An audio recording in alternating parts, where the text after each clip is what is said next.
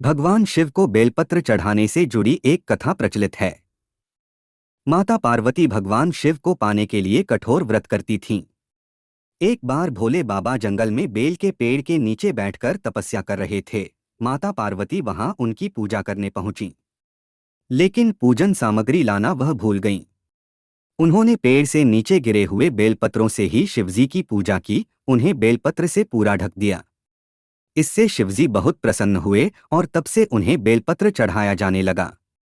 बेलपत्र के वृक्ष की उत्पत्ति को लेकर भी कई तरह की मान्यताएं हैं। स्कंद पुराण के अनुसार एक बार मां पार्वती ने अपनी अंगुलियों से ललाट पर आया पसीना पोंछकर फेंक दिया था। मां के पसीने की कुछ बूंदें मंदार पर्वत पर गिरीं। कहते हैं उसी से बेल वृक्ष उत्पन्न हुआ। शास्त्रों के अनुसार इस वृक्ष की जड़ों में मां गिरिजा, तने में मां महेश्वरी, शाखाओं में मां दक्षयायनी, बेल पत्र की पत्तियों में मां पार्वती और फूलों में मां गौरी का वास है। वैसे तो बेलपत्र की महिमा का वर्णन कई पुराणों में मिलता है, लेकिन शिव पुराण में इसके बारे में विस्तार से बताया गया है। शिव पुराण में कहा गया है कि बेलपत्र भगवान शिव का प्रतीक है। भगवान खुद इसकी महिमा स्वीकार करते हैं। माना जाता है कि बेल वृक्ष की जड़ के पास शिवलिंग रखकर जो भक्त भगवान शिव की आराधना करते हैं वे हमेशा सुखी रहते हैं। बेल वृक्ष की जड़ के पास शिवलिंग पर जल अर्पित करने से उस व्यक्ति के परिवार पर कोई संकट नहीं आता, परिवार खुश और संतुष्ट रहता है।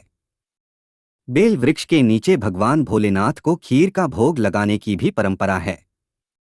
मान्यता है कि इससे कभी धन की कमी नहीं होती।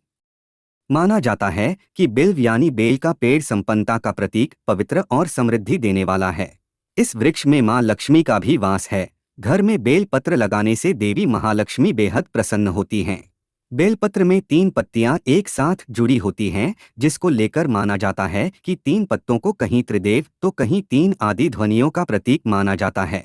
बेलपत्र की इन 3 पत्तियों को महादेव की 3 आंखें या उनके शस्त्र त्रिशूल का भी प्रतीक कहा जाता है।